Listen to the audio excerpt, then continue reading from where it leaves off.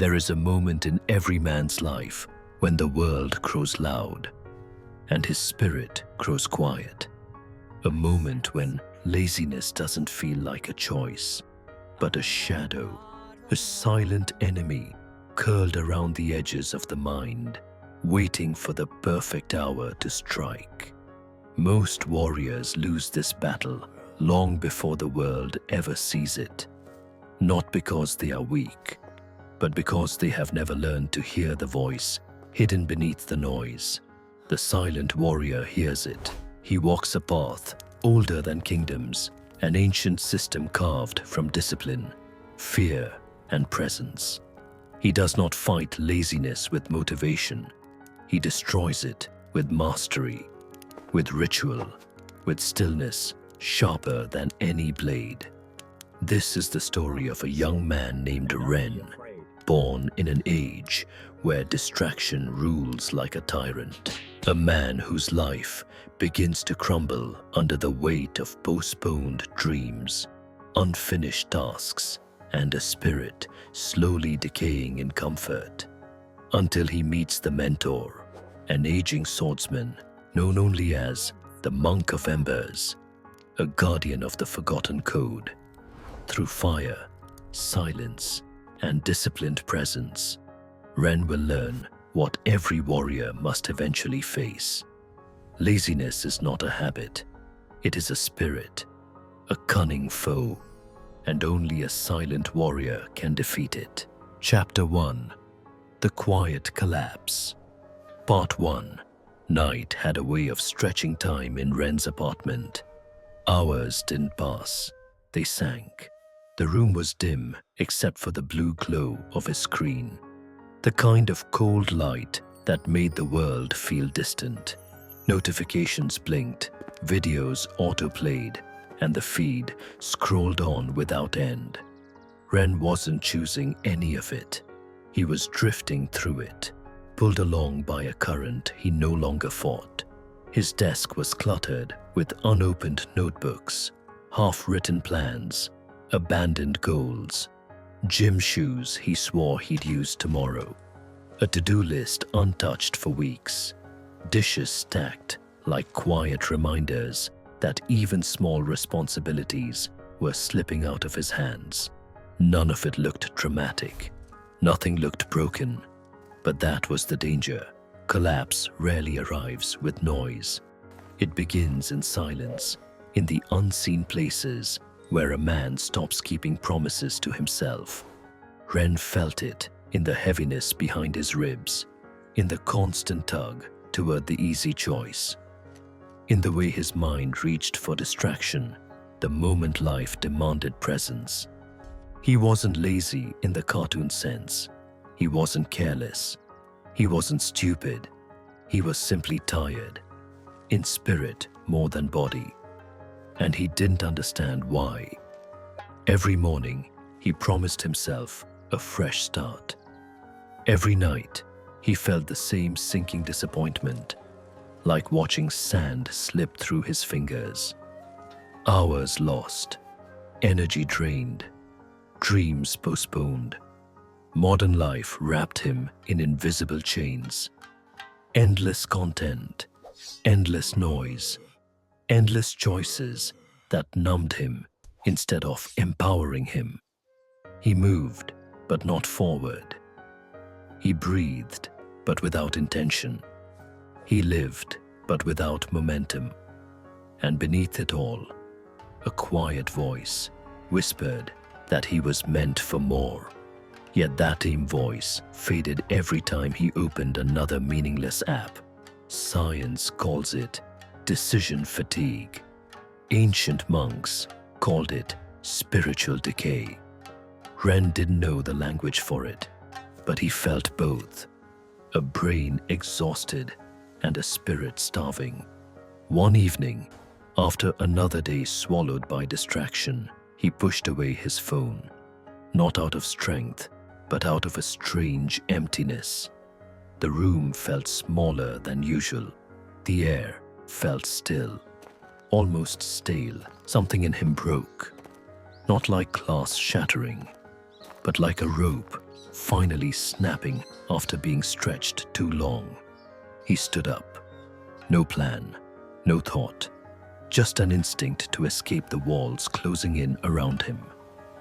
When he stepped outside, the night air hit him like a baptism. Cool, sharp, honest. The city hummed in the distance, but the street he walked was quiet. For the first time in months, he noticed his own footsteps, the way the pavement felt under his shoes, the way the cold brushed against his skin. It felt real, more real than any screen glow. He walked without direction, carried by a strange pull, guiding him around a corner he had passed 1,000 times without looking. There, under a flickering street lamp, stood an old man, not homeless, not lost, just still, completely still. His posture was straight, his presence almost unsettling in its calm. His eyes were closed, hands folded behind his back, as if listening to something Ren could not hear. Ren slowed. Something in the old man's stillness cut through him, sharper than any words could. The man opened his eyes, and in that one moment, Ren felt seen, not by a stranger, but by someone who understood the battle. He had never spoken aloud. The old man's gaze held no judgment, only clarity. "Your spirit is loud," he said quietly, "but your mind has forgotten how to listen." Ren froze. The words felt ancient, familiar, true. Before he could respond, the man tilted his head, studying Ren the way a teacher studies a student long before the first lesson begins. The first spark of Ren's transformation flickered in that silent space between them. Chapter 1, Part 2. Ren swallowed, unsure whether to speak or keep absorbing the strange gravity of this encounter. The old man's presence wasn't comforting, but it wasn't threatening either. It was something else. Something he didn't have a name for yet. A presence that felt carved by years of discipline, shaped by silence rather than noise. "Do I know you?" Ren finally asked.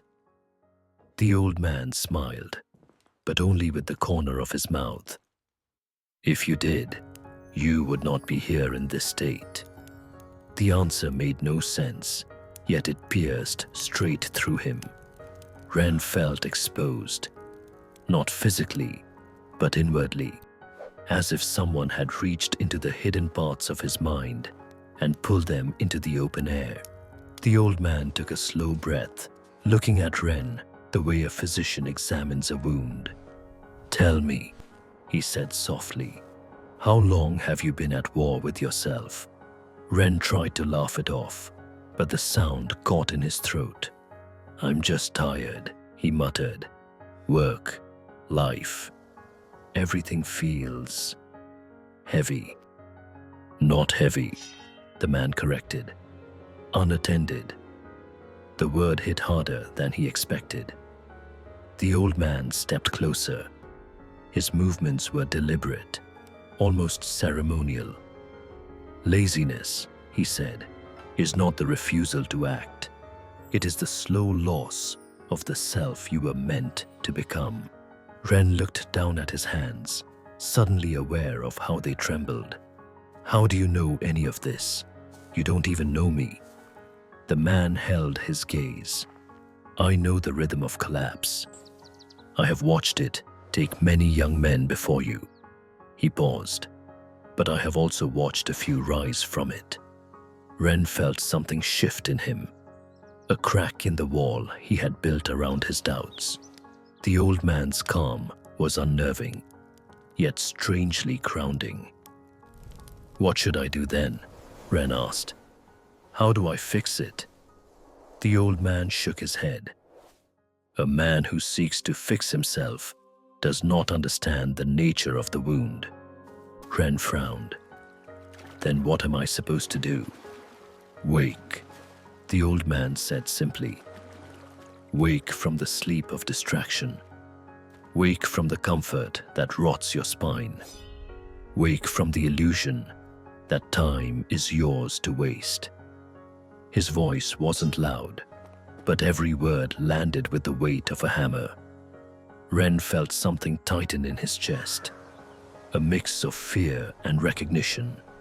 The old man stepped past him, as if to leave, then paused and spoke without turning back. "If you truly wish to rise, find me again." "Where?" Ren asked, startled.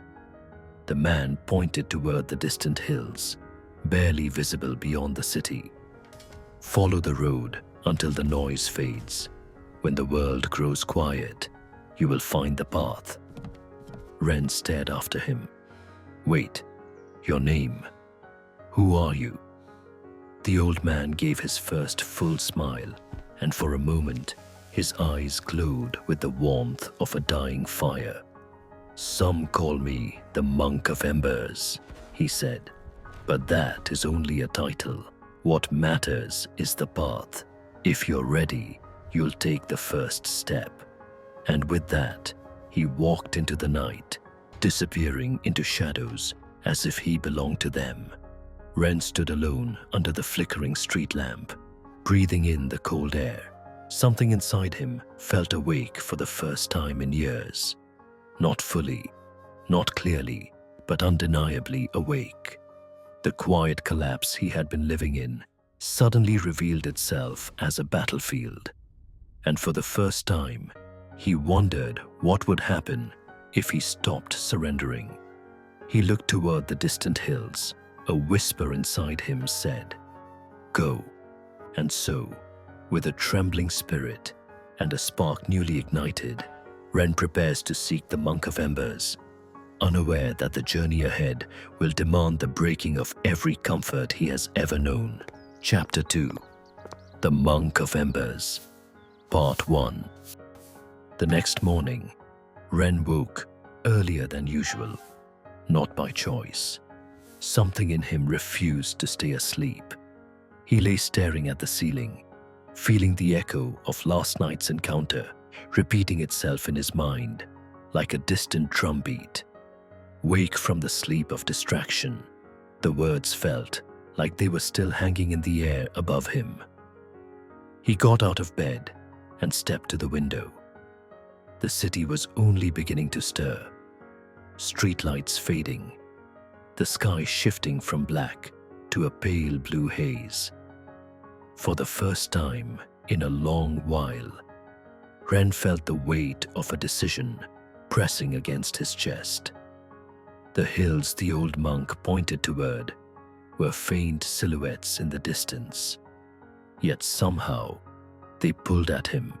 By noon, he was walking, a small backpack slung over his shoulder.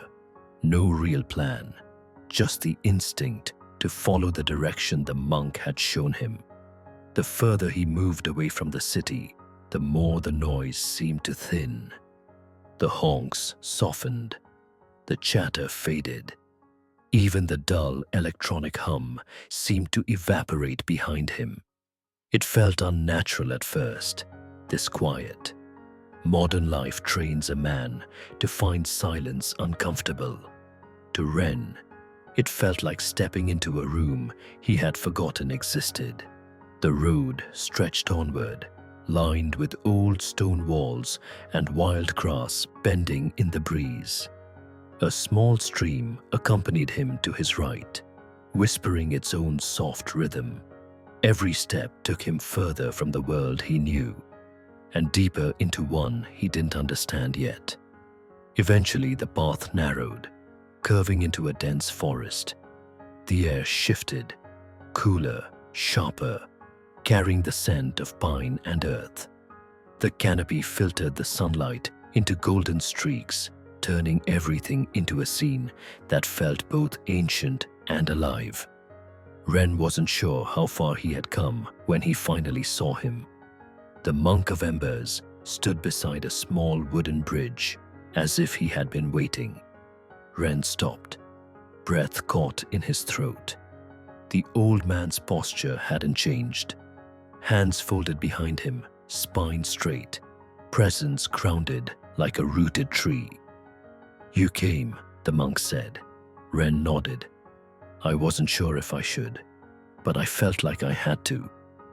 The monk's eyes narrowed slightly, studying him. "Most men wait for certainty. That is why most men never begin." He turned and started walking across the bridge. Ren followed without question. "Where are we going?" Ren asked. "To the shrine," the monk said, "where noise dies and truth is sharpened." Ren's steps faltered. "You said something last night about laziness not being a flaw." "It is not," the monk replied. "It is a spirit weakened by comfort and fed by fear." They continued in silence for a few moments until the monk spoke again. "You believe your struggle is about motivation, about willpower, about trying harder." He shook his head. "Your struggle is with a spirit that has forgotten who it is." Ren felt a strange mix of shame and relief. "Then how do I fix it?" "You do not fix it," the monk said. "You train it." Ren frowned. "Train it?" The monk stopped and faced him fully. His eyes were steady, ancient. "Laziness is not lack of effort. It is lack of alignment. The ego pulls one way, fear another, comfort a third. A fractured spirit cannot move forward." Ren listened, the words sinking deeper than he expected. "At the shrine," the monk continued, "you will learn the first truth. Discipline is not intensity. It is identity." Ren felt something inside him shift again. A deeper crack this time, like an old shell breaking from the inside. "And if I fail?" he asked. The monk looked at him with a calm that carried decades of understanding. "Then you will try again. Failure is not the enemy. Forgetting is." The forest opened ahead, revealing a narrow mountain trail leading into mist. The path had begun. Chapter 2. Part 2. The trail grew steeper, winding upward along the spine of the mountain. Ren's breathing grew heavy, but the monk moved with a calm, unbroken rhythm. His steps were neither rushed nor slow. They were precise, as if he had walked this path thousands of times and every stone remembered him. Ren wiped sweat from his forehead. "How old is this shrine?" "Older than the cities below," the monk replied. "Built by warriors who understood that the first battlefield a man must conquer is the one inside his own mind." Ren let the words settle. He wasn't sure he understood them yet, but he felt their weight. "Why me?" Ren asked after a moment. "Why approach a stranger in the street?" The monk didn't slow his pace. "Because your collapse was loud enough to disturb the quiet." Ren blinked. "My collapse?" Every man who loses his way leaves a trail of noise behind him. Restless thoughts, wasted hours, broken routines. You have been calling for help without realizing it. Ren felt heat rise in his chest, equal parts embarrassment and reflection. "But there are many lost people," Ren said. "Why choose me?" The monk glanced over his shoulder. "Because you looked back." Ren frowned. Looked back. When most men cross paths with guidance, they walk on, the monk explained. You paused. That pause is the mark of someone who is capable of awakening. Ren didn't know what to say to that. A strange clarity settled in him. Maybe small moments mattered more than he realized. As they climbed higher, the forest began to thin. The air grew colder, cleaner. Ren noticed how the world seemed wider here, as if noise itself had been left behind. His mind felt quieter. His thoughts slowed from frantic spirals to long, steady breaths. The monk finally spoke again. "Tell me, Ren, what are you afraid of?" Ren hesitated. "I don't know." The monk raised a brow. "Then you have not been listening to yourself." Ren exhaled, looking out at the distant landscape.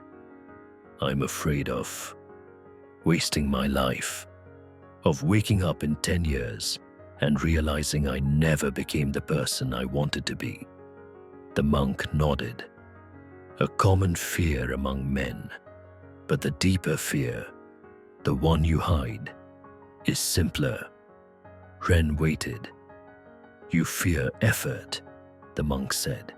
"Not because it is hard, but because effort demands identity. To sustain effort, a man must decide who he is, and you have not decided yet." Ren felt the truth of it hit like a blow. He opened his mouth to respond, but the monk lifted a hand. "There is no shame in this. The world trains men to seek comfort. Comfort trains them to avoid decisions. Avoided decisions birth weak spirits." They walked a little further before Ren gathered the courage to ask, "And you? Who are you?" The monk's gaze softened. "A student of the old ways, a keeper of a fading code, a warrior who laid down the blade to teach the battle unseen." Ren absorbed the words. "Why do you teach it?" "Because men have forgotten themselves," the monk answered. "And a forgotten man is dangerous, not to others, but to his own future." As they rounded the final bend, Ren saw it. The shrine, a modest structure built from dark wood and stone, sitting at the edge of a cliff. Ember lanterns hung from its beams, swaying in the cold wind like small burning hearts. It looked ancient, weathered, sacred. Ren stopped, breath caught in his throat. The Monk of Embers stood beside him, looking at the shrine with reverence.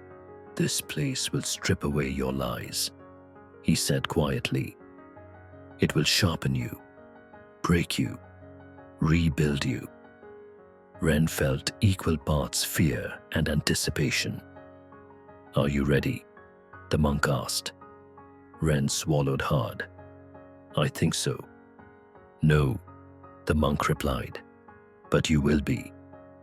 As they stepped toward the shrine, the last remnants of Ren's old life slipped quietly behind him. At the mountain shrine, Ren's real training begins.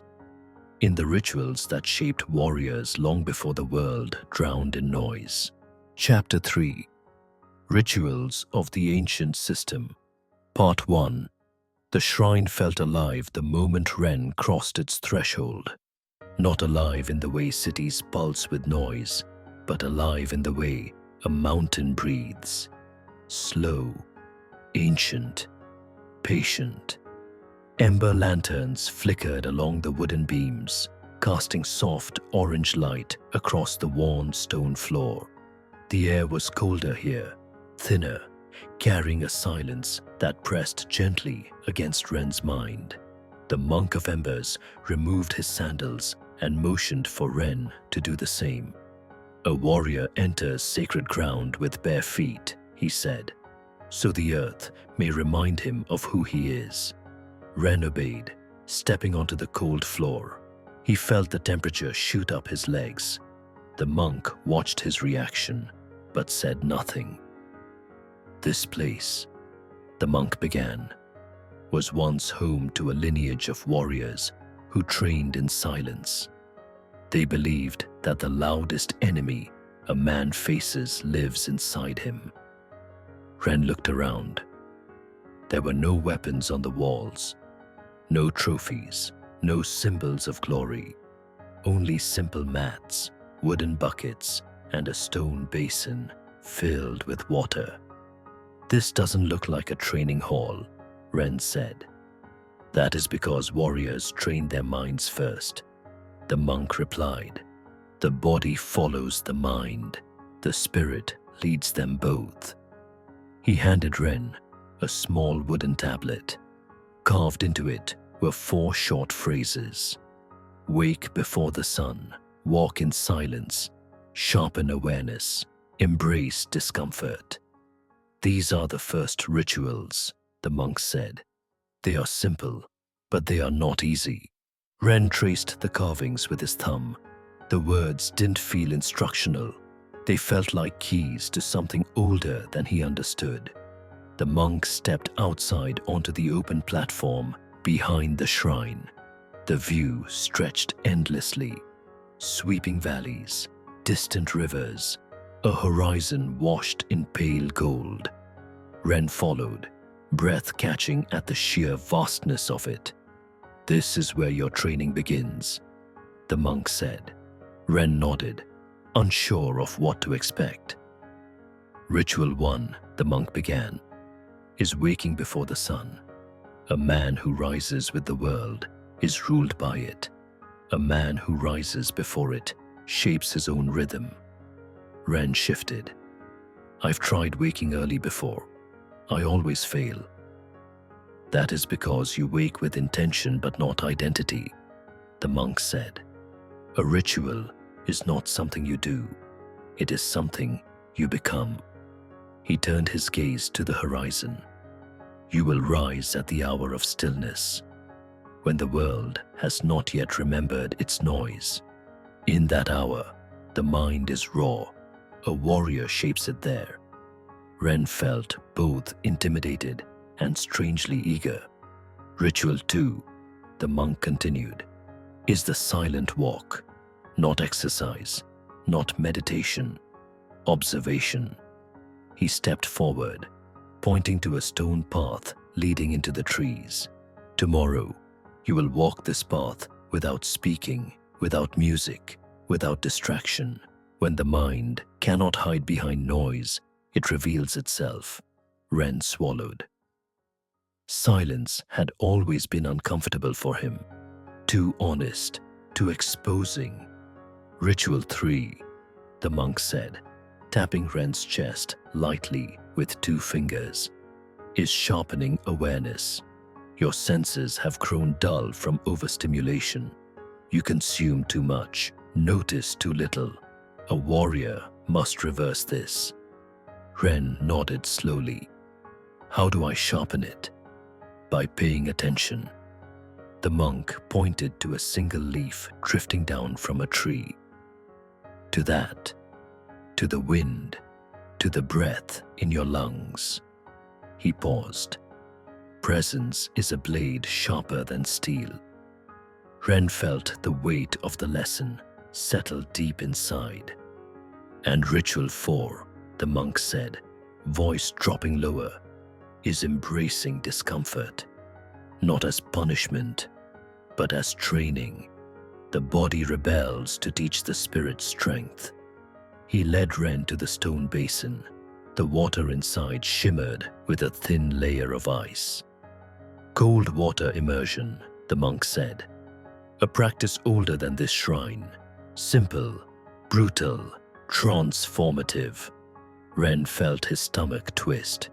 "You will step in," the monk continued, "and remain until your mind stops screaming." Ren stared at the basin, nerves rising. "You will fail at first," the monk said. "That is expected, but you will return again and again until the water no longer frightens you." Ren felt both fear and an unexpected spark of resolve. The monk finally stepped back, folding his hands behind him.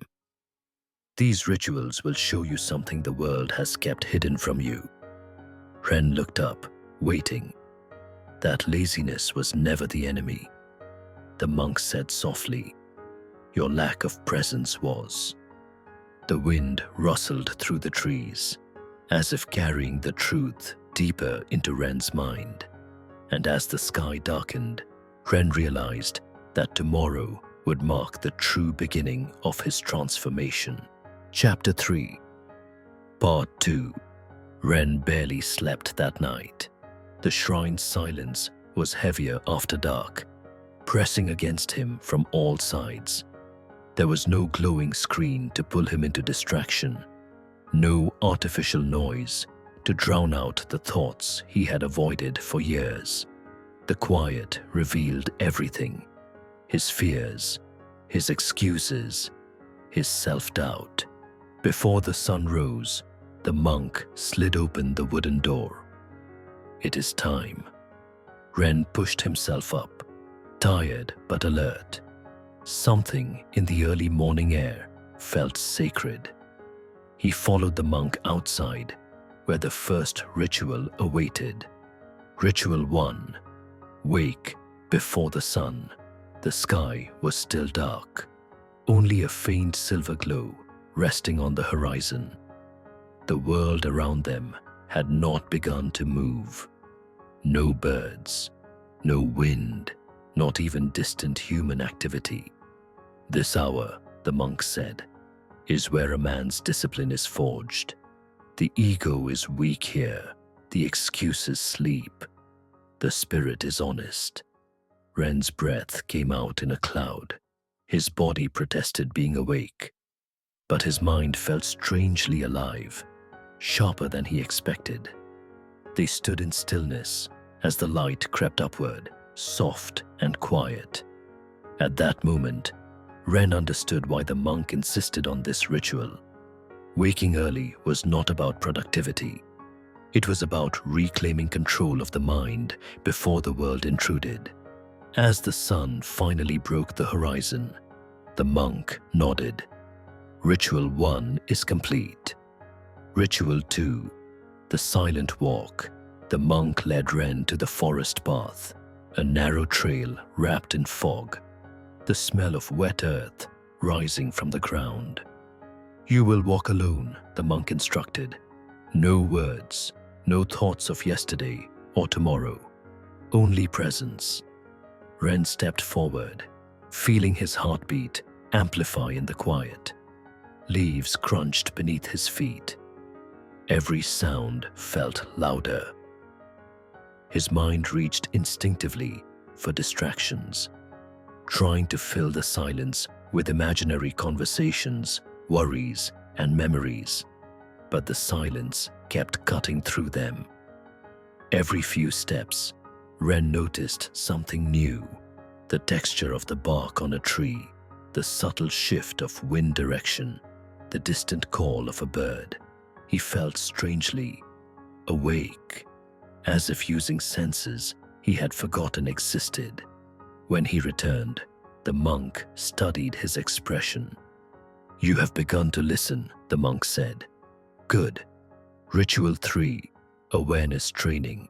Back at the shrine, the monk placed 3 small stones in Ren's palm, identical in size, identical in shape. Tell me, the monk said, which stone is warmest? Ren hesitated. They feel the same. Because you are not truly feeling, the monk replied. Ren closed his eyes, focusing. Slowly, he noticed it. One stone was slightly warmer, barely noticeable. But there, the monk nodded. Awareness sharpened slowly. Precision begins in small things. When you can sense the difference between warmth and warmth, you can sense the difference between truth and excuse. Ren felt the insight settle like a seed in his chest. Ritual 4. Embrace discomfort. The cold water basin waited. Ren stepped toward it, heart thumping. The surface was nearly frozen, a thin film of ice breaking apart under the monk's fingertips. Step in, the monk said, and breathe. Ren dipped one foot in. The shock hit instantly, like knives up his leg. He clenched his jaw, forcing himself deeper. The cold wrapped around him, crushing his breath, turning his body rigid. His mind screamed, "Get out. This is too much. You're not built for this." The monk's voice cut through. "Observe the pain. Do not become it." Ren tried. He inhaled slowly, letting the cold burn through him. He felt his panic shift, still sharp, still intense, but no longer in control of him. A minute passed, then another. When he finally stepped out, his body was shaking, but something inside him felt solid, grounded. The monk placed a hand on his shoulder. "Good.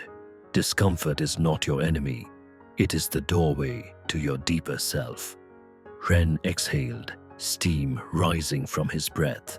4 rituals. 4 mirrors reflecting the weaknesses he had ignored. He wasn't strong yet. He wasn't disciplined yet. But for the first time, he understood the truth. Laziness had never been about energy.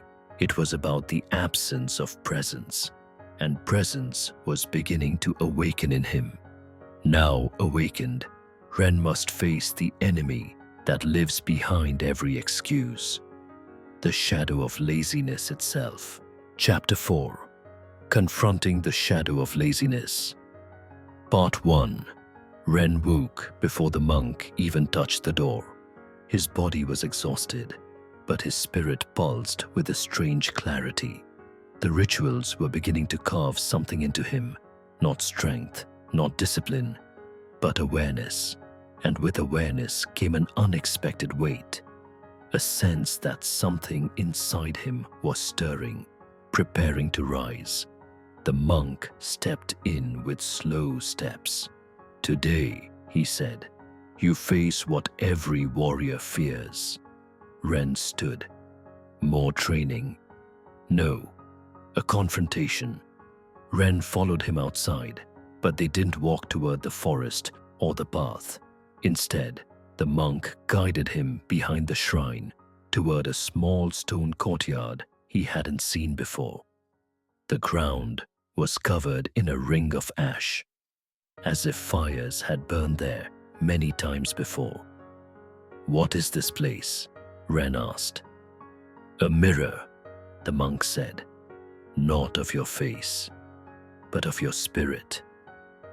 Ren felt a chill that had nothing to do with the mountain air. The monk gestured for him to sit at the center of the ash circle. "Close your eyes."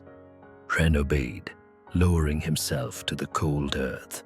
The silence around him was deeper than usual, thick, weighted, almost alive.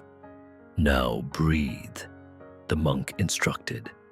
"Slow, steady, controlled.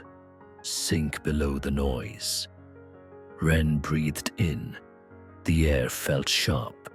Each breath dragged him inward, past his thoughts, past the surface-level worries, into a quieter layer of mind. The monk's voice softened. "Your shadow has been fed for years.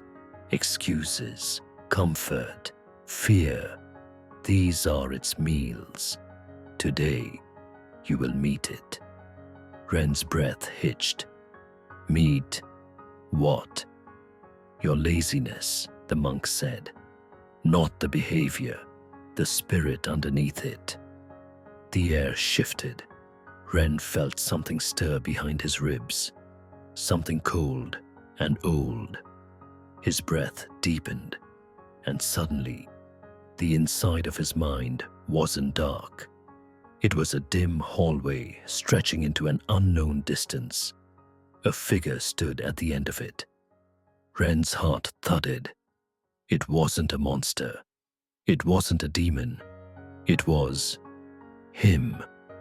A version of him slumped forward, shoulders caved, eyes dull, face tired in a way no sleep could fix. The monk's voice echoed faintly in the space. "This is your shadow." Ren felt his throat dry. Why does it look like me? Because it is you, the monk said. The self you built through avoidance. The you that chooses comfort over growth and fear over effort. The shadowed version of Ren lifted its face. The eyes were hollow, not empty, but filled with something darker. Resignation. Ren whispered, "It's weak." "No," the monk corrected. "It is powerful. This version of you has ruled most of your life, and the part of you that surrendered to it still lives inside you." The shadow took a step forward in the hall. Ren felt it like a cold breath on the back of his neck. "I don't want it near me," Ren muttered. "That is why it controls you," the monk replied. "What you run from owns you. What you face loses its grip." Ren's pulse hammered. "What do I do?" "Look at it," the monk said. "Truly look. Not as an enemy, but as a part of you that formed to protect you from pain." Ren lifted his gaze. The shadow looked exhausted, afraid, lonely. "You are not here to destroy it," the monk continued. "You are here to understand it." Ren breathed in shakily. "Why?" "Because only through understanding can you take back what it has stolen from you." Ren felt tension spread across his chest. Memories surfaced, nights wasted scrolling, days spent avoiding what mattered, years lost in hesitation. The shadow mirrored every regret like a silent accusation. The monk's voice softened. "Ask it why it exists." Ren hesitated. Then, in the quiet of his inner world, he asked, "Why are you here?" The shadow lifted its head slowly, as if waking, and in a voice that sounded like Ren's own, but drained of life, it whispered, "To keep you safe." Ren's eyes snapped open, the courtyard around him blurring, the cold air thickening with meaning. The monk watched him with calm eyes. "You have just taken the first step," he said. "Now the real confrontation begins." Chapter 4, Part 2. Ren's breath trembled as he sank back into the vision. The shadow stood only a few steps away now, its form wavering like smoke caught between fear and recognition. The monk's voice remained steady, guiding him deeper. "Listen to it," the monk said. "Let it speak. Truth is the blade that cuts the fog." Ren swallowed. His voice in the vision felt small. "Safe from what?" The shadow lowered its head, and the air thickened with memories Ren had buried. The shadow whispered, "Safe from failure." Images burst behind Ren's eyelids. Flashes of old attempts abandoned too early, opportunities ignored, goals he quit the moment they demanded discomfort. Ren had always told himself he was lazy, unfocused, undisciplined, but beneath every excuse had been the same quiet fear. What if I try, and it isn't enough? The monk's voice drifted through the vision. A man does not avoid effort because he hates work. He avoids effort because he fears discovering his limits. The shadow straightened a little, its hollow eyes softening. "I protected you," it whispered. "When you were afraid, I gave you comfort. When things hurt, I gave you escape. I took the weight from you because you could not carry it." Ren's chest tightened. There was no malice in the shadow, only exhaustion. The exhaustion of holding him back for years. "But you've been destroying me," Ren said, emotion cracking through his voice. "I wasn't trying to," the shadow replied. "I was trying to keep you from pain." Ren clenched his fists. But avoiding pain became another kind of pain. The monk spoke gently. "This is the truth most men never reach. Laziness is not the enemy. It is a frightened guardian, one that learned the wrong way to protect you." Ren looked at the shadow, really looked this time. He saw the weight it carried, the fear it held, the nights it whispered comfort into his mind, the mornings it convinced him to stay safe, stay small, stay comfortable. The monk's voice deepened. "Now ask the question that breaks the spell." Ren steadied himself. In the vision, the hallway quieted until even the air seemed to listen. He asked, "Are you willing to let me grow?" The shadow froze. Then it trembled. "I don't know how," it whispered. Ren took a step forward, closing the distance. "Then let me lead." The shadow's form flickered violently, as if torn between dissolving and clinging to its old place. Ren felt its fear as though it were his own. "You won't disappear," Ren said, "but you can stop holding the reins. I can carry the weight now." Silence fell. The shadow slowly lifted its head.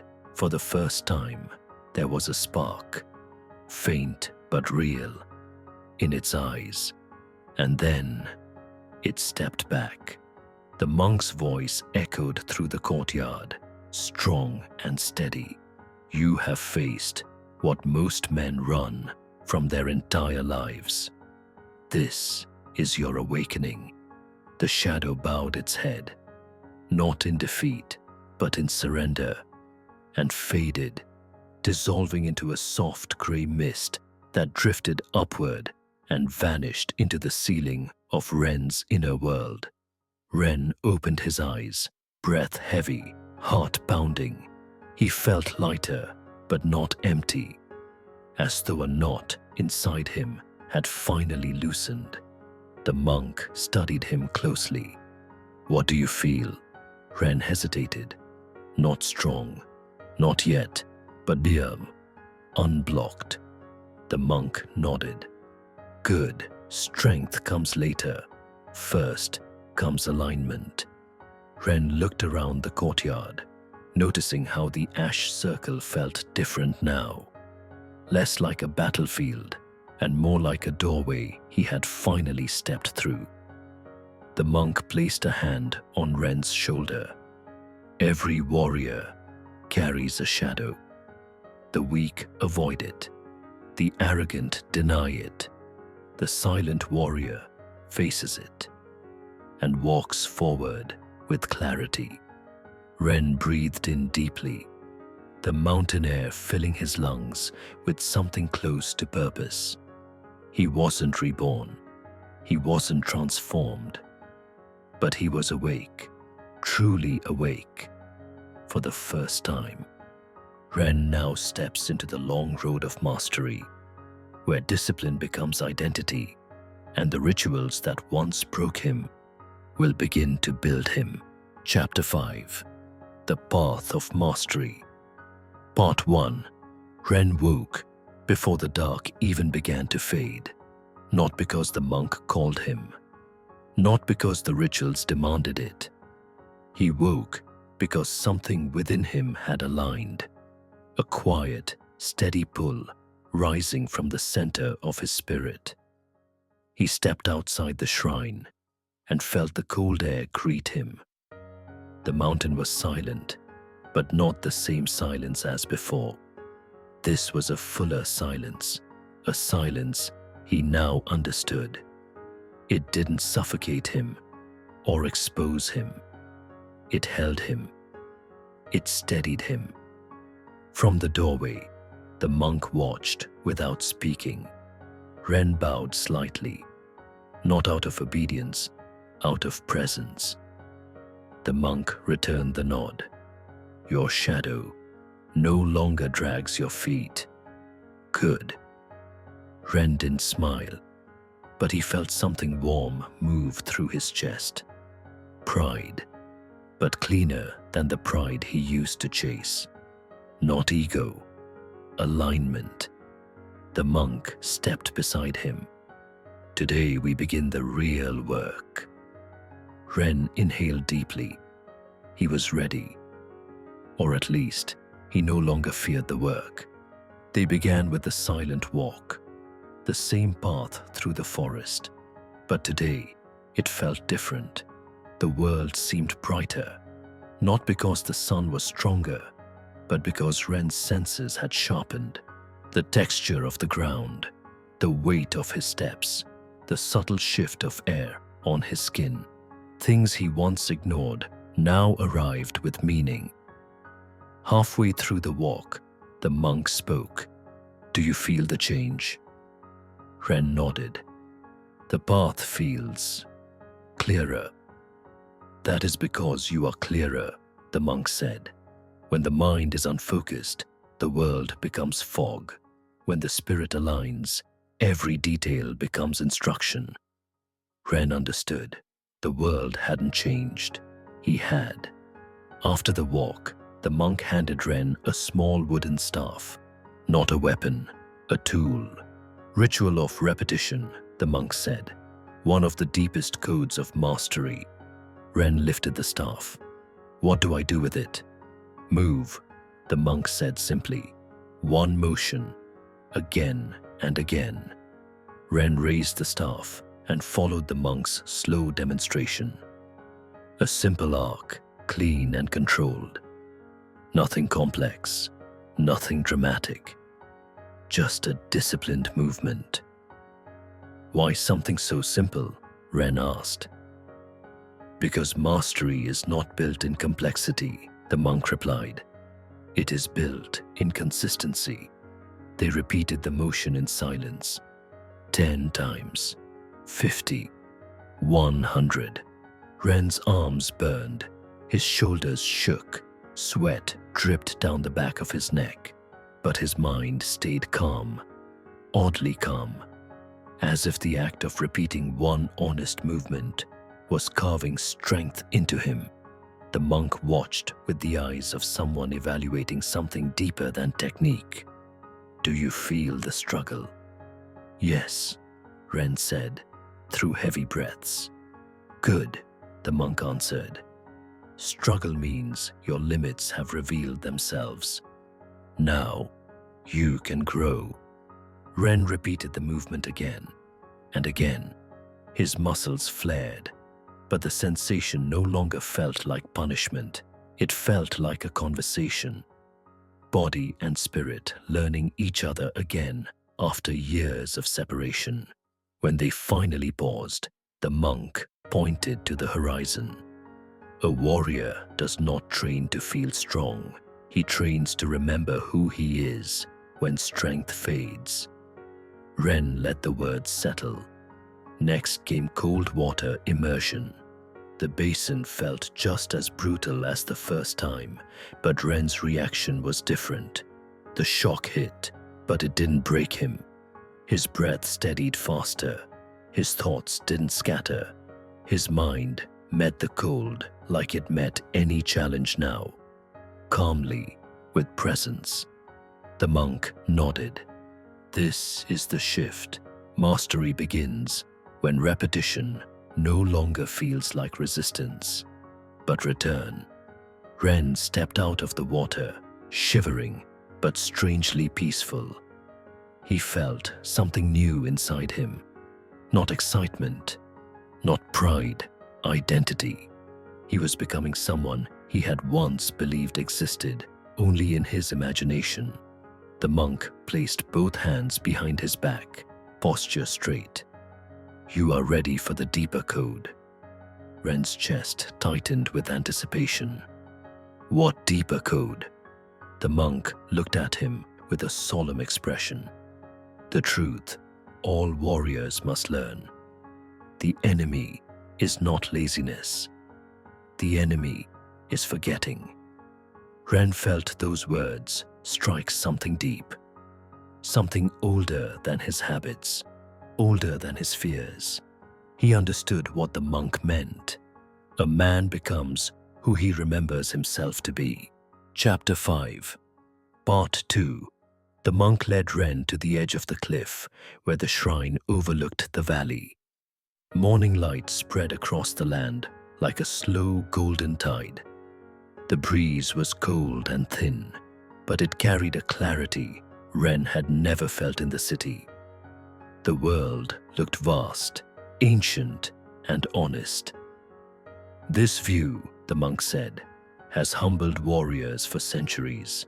Look long enough, and you will see your excuses dissolve. Ren stood beside him, silent. Mastery, the monk continued, is not the art of perfection. It is the art of remembering your path, even when the world tries to make you forget. Ren absorbed the words. They felt like an answer to a question he didn't know he had been asking. The monk walked him back toward the training courtyard. Today, your training changes. The rituals remain, but now you will learn responsibility. Ren raised a brow. Responsibility to what? To yourself, the monk said. Not the weak self, not the fearful self, the awakened self. They sat on the stone steps. The cold pressed into their legs. But Ren no longer feared discomfort. The monk said, a warrior does not wait for inspiration. He does not chase motivation. He moves because movement is who he has decided to be. Ren nodded slowly. Action over inspiration. Yes, the monk replied, but deeper than that. Purpose over pleasure, identity over impulse. Ren closed his eyes, feeling the truth of it. His old life had been ruled by impulse, scrolling, comfort, distraction. His new life was beginning to be ruled by presence, choices made from intention rather than reaction. The monk stood. Now come. Ren followed him to a small structure beside the shrine. Inside were a few young trainees, no older than 16, practicing slow, deliberate movements under the guidance of a quiet instructor. Ren hesitated. I didn't know others trained here. The monk nodded. Only a few. Most cannot endure the silence. But those who stay grow. One of the younger boys stumbled, frustration flashing across his face. The monk looked at Ren. Correct him. Ren blinked. Me?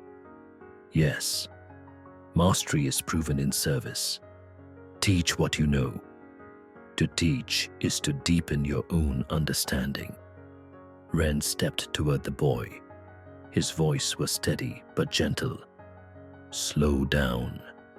You're rushing the movement to escape the mistake. The boy looked up at him, confused. Ren continued. Mastery isn't speed, it's precision. Let the motion guide you. Don't force it. The boy adjusted his stance, moving with more intention. Ren watched carefully, noticing the subtle shift in the boy's balance. The monk observed from behind. Good, he said. You are learning to see. Ren felt a quiet sense of fulfillment warm his chest. Helping someone else see clearly grounded his own path in a way he hadn't expected. After the lesson, Ren approached the monk. Why did you ask me to teach? I'm still learning. That is precisely why, the monk said. The man who waits for mastery before sharing wisdom will never teach. And the man who teaches before learning will mislead. You are in the middle, the only place where humility and growth coexist. Ren felt the words sink deep into him. They returned to the courtyard as clouds drifted overhead. Ren held the wooden staff again, repeating the movement he practiced earlier. But now, every arc felt steadier, controlled, a shape carved not by force but by identity. The monk watched quietly. You have begun to understand. Discipline is not waking early. It's waking early because that is who you are. Repetition is not training the body. It's training the spirit to return to its path. Ren's movements slowed to stillness. The monk stepped forward, placing a hand over Ren's chest. Remember who you are becoming. That memory is your true armor. Ren felt the warmth of the monk's hand and the truth of the lesson in equal measure. The monk stepped back. Your final test approaches. You will soon leave this mountain. Ren's breath caught. Leave. Yes, the monk said. Mastery means nothing if you cannot carry it into the world that broke you. Ren stood silently, staring at the horizon. The thought of returning to his old environment filled him with both fear and determination. He was no longer the man who arrived here. He was responsible for the man he was becoming. Ren now begins his final challenge, carrying silence, discipline, and identity back into the world that once consumed him. Chapter 6. Return of the Silent Warrior. Part 1. Ren stood at the edge of the mountain trail with his back over his shoulder. The air was cold and clean. The sky washed in soft morning blue. The shrine behind him glowed faintly with ember light. The same light that had guided warriors long before his time. The Monk of Embers had said nothing yet, only watched Ren with the calm, unblinking presence that had carved him into a different man. You are returning to the world, the monk finally said. The same world that once swallowed you. Ren nodded. It feels different now.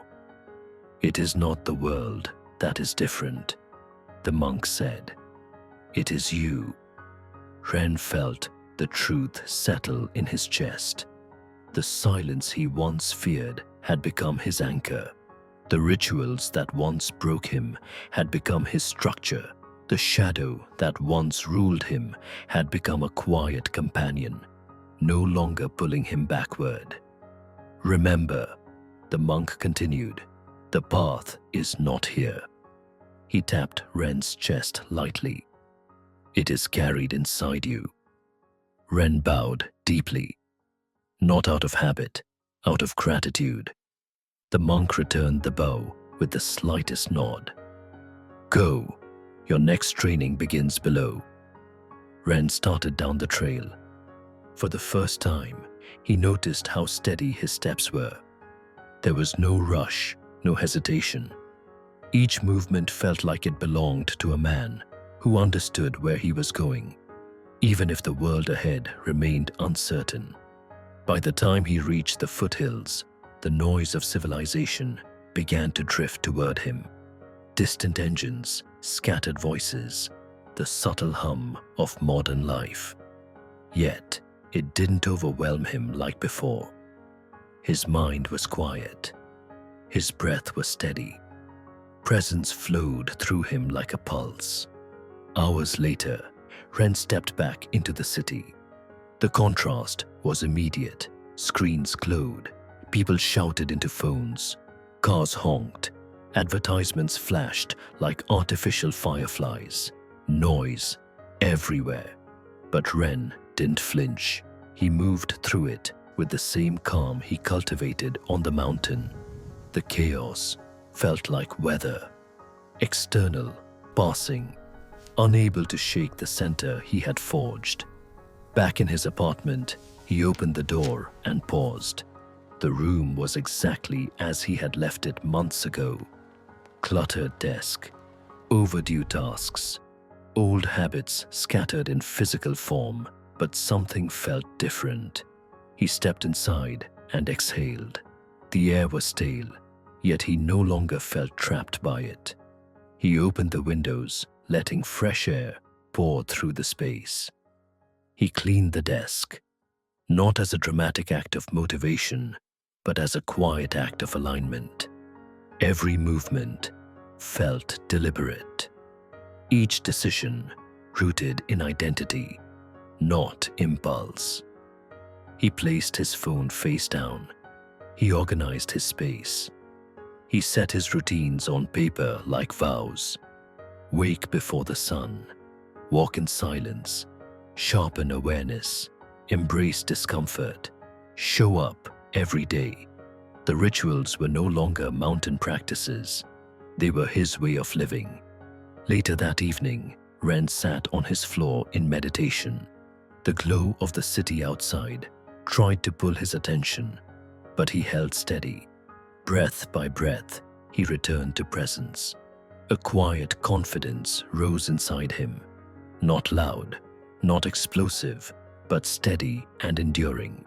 He would no longer be pulled by comfort. He would no longer negotiate with excuses. He would no longer abandon the man he was becoming. Presence had become his weapon. Discipline had become his shield. Identity had become his path. A soft knock echoed at the door.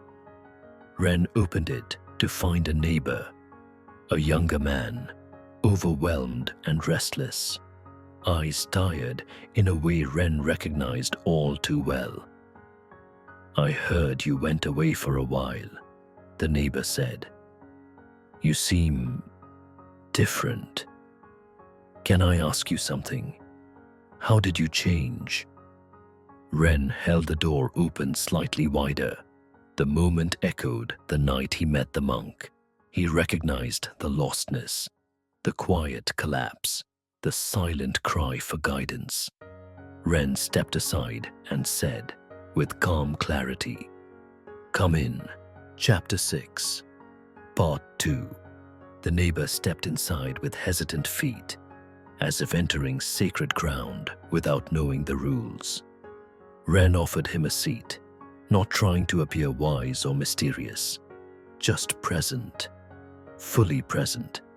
It was strange how powerful simple presence felt now, how rare it seemed in a world addicted to noise. The young man looked around nervously.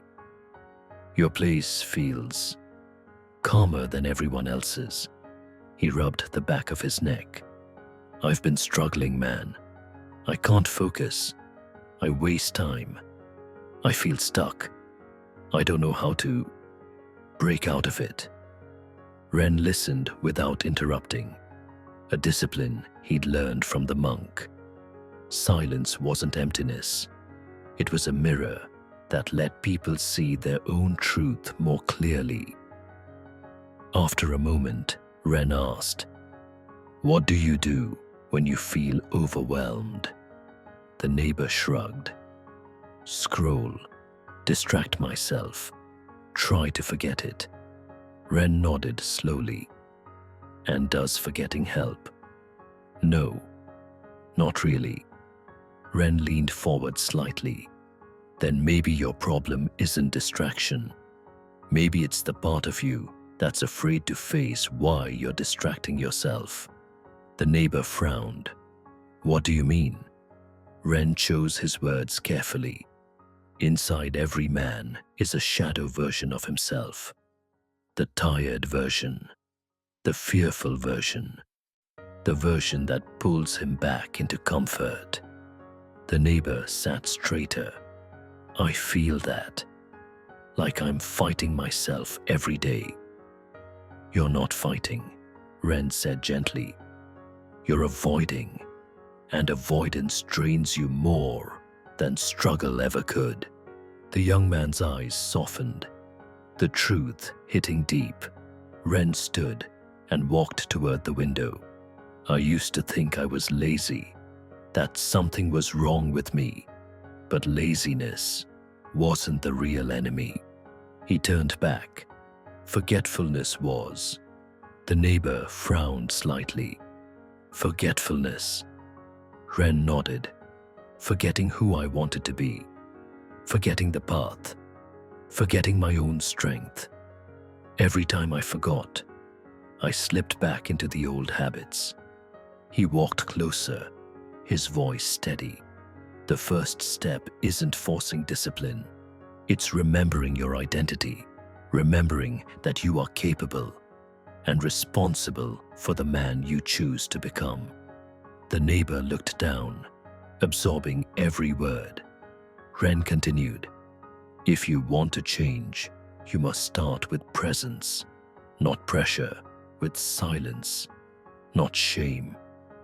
He handed the young man a piece of paper and a pen. "Write down one thing you've been avoiding. Just one." The neighbor hesitated, then slowly began writing. His hand shook. His breath hitched. The truth he wrote wasn't pleasant. Ren could see that in his eyes. But it was honest. When he finished, Ren said, "Good. Now ask yourself one question. What do I fear will happen if I try?" The neighbor inhaled shakily. "That I'll fail." Ren nodded softly. "Then let me tell you what my mentor taught me. Failure is not the enemy. Forgetting is. You can fail and rise, but you cannot rise if you never begin." The young man wiped his eyes, embarrassed. "I don't know if I can do it." Ren placed a hand on his shoulder. "You don't have to be ready. You just have to begin. Discipline grows from small steps, repeated with presence." The neighbor nodded slowly, almost gratefully. "Can you teach me?" Ren smiled. A calm, quiet smile. The smile of someone who understood the weight of the journey and the power of guiding another through it. "Yes," Ren said. "But remember, I'm not your master. I'm just someone who walked the path before you. Your real battle is within." The neighbor stood to leave. Before stepping out, he turned back. "What do I call this path you're teaching me?" Ren looked him in the eyes. Steady, centered, awakened. "Call it the path of the silent warrior." The door closed. The room grew quiet again. Ren stood alone, but no longer isolated. His journey had completed its circle. He had become what the monk once was to him: a guide, a mirror, a reminder. Later that week, Ren walked back to the mountains to visit the monk one last time. They met at the edge of the cliff where everything began. "You've changed him," the monk asked gently. "I've shown him the path," Ren replied. "The rest is his to walk." The monk's eyes softened with pride. Not loud pride, quiet, disciplined pride. "Then it is done. You are a silent warrior now. Not because you rose, but because you choose to rise every day with awareness." Ren bowed deeply. When he lifted his head, the Monk of Embers smiled. The path was no longer something Ren followed. It was something he embodied. Core, moral. Laziness dies when a man learns to hear the silent voice that calls him toward the path of mastery. Before you leave, take a breath and sit with what you just heard. If this journey spoke to something in you, if even one moment felt like a mirror, then don't walk away quietly. Like the video, so it reaches others who need the same push. Share it with someone who's fighting their own silent battle. Drop a comment. Tell me where you are on your path. And if you want more stories, more lessons, more guidance, make sure you subscribe. Your transformation doesn't end here. It starts every time you choose to return.